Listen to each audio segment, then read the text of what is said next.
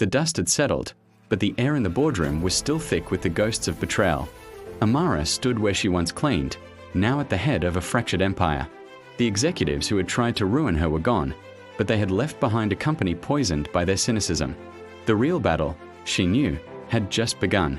Her victory wasn't the end of the war. It was the first shot fired in a revolution of her own making. The company, Sterling Corp., was a ship adrift, its crew demoralized, its compass spinning wildly. The stock was volatile, and the market was watching, waiting for her to fail. Her first act as CEO wasn't a sweeping executive order or a press conference. Instead, she put on a familiar uniform. Not the crisp suit of a CEO, but the simple, practical attire of the cleaning staff. She started her day at 4 a.m., just as she had for years, joining the maintenance crew on their rounds. The employees were stunned. They saw her scrubbing floors in the lobby, polishing the brass nameplate at the entrance, and emptying wastebaskets in the cubicles. She wasn't playing a part. She was reminding herself, and everyone else, where she came from. She spoke with them, not as their boss, but as a colleague. She learned their names, their family stories, their struggles. She learned that the ventilation on the 5th floor was faulty, that the cafeteria suppliers were overcharging, and that the night shift security team felt completely invisible. This was the birth of her ground-up leadership philosophy. Information, she believed, flowed best not from the top down, but from the roots up. She established what she called frontline forums. Once a week, she met with a different department, not the managers, but the receptionists, the coders, the warehouse packers, the drivers. No executives were allowed.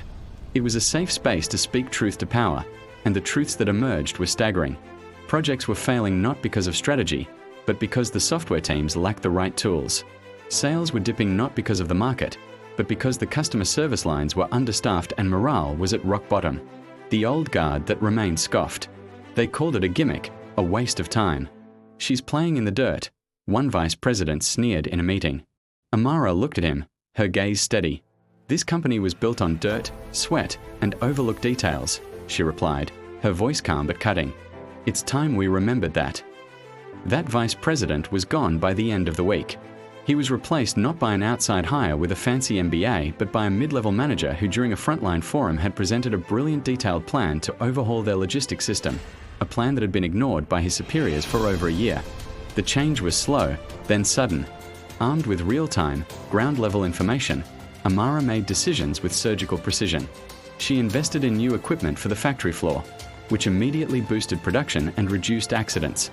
She approved a new scheduling software for the customer service team, which cut down wait times and improved employee satisfaction.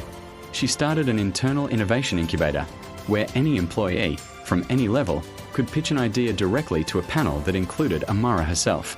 The first winning idea came from a mailroom clerk who suggested a more efficient internal delivery system, saving the company hundreds of thousands annually.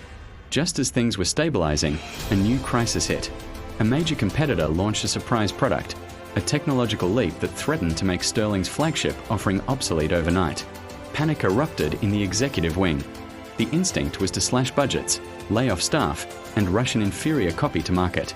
Amara called an emergency meeting, but it wasn't in the boardroom. She gathered everyone in the main factory, engineers, marketers, assembly line workers, and the cleaning crew. She stood on a wooden crate and laid out the threat, her voice echoing in the cavernous space. "They are trying to beat us with technology," she said. "But we are not a technology company. We are a people company. Their strength is in their patents. Our strength is in this room." She then opened the floor. 4 hours, ideas flew. An engineer, emboldened by the new culture, admitted she'd been working on a radical new design in her spare time, a project her former boss had dismissed as too risky. A line worker suggested a modification to the assembly process that could double their speed. A marketer, who had started as a receptionist, pointed out a niche market the competitor had completely ignored. From this chaotic, collaborative brainstorm, a new strategy was born. It was audacious, it was risky, and it was entirely theirs. They wouldn't copy the competitor, they would leapfrog them.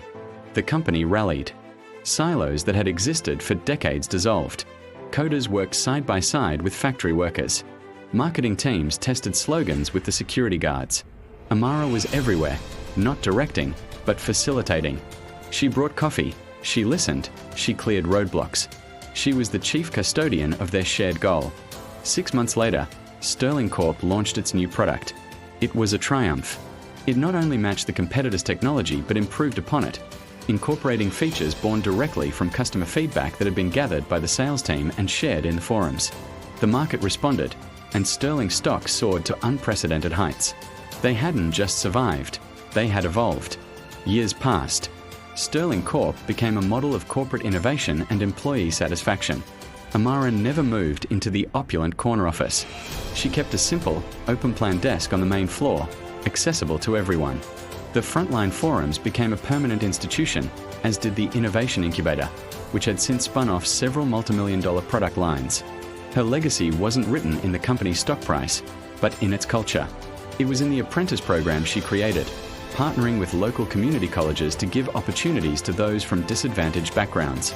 It was in the profit-sharing plan that ensured every single employee, from the janitor to the senior engineer, benefited from the company's success. It was in the confidence of the young intern who could walk up to the CEO and share an idea without fear.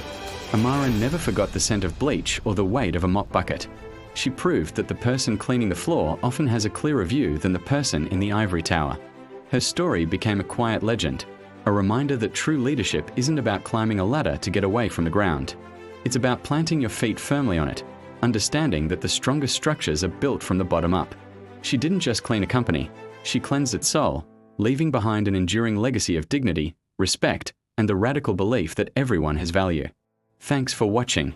If you were inspired by Amara's story, make sure to like, subscribe, and share.